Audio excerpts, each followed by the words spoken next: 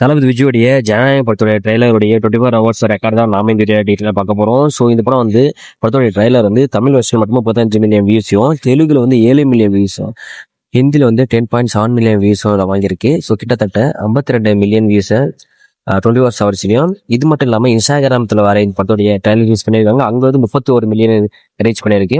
கிட்டத்தட்ட 83 million views வந்து 24 ஹவர்ஸ்க்கு ஒரு பிக்கெஸ்ட் ரெக்கார்டை கிரியேட் பண்ணி வச்சிருக்கு.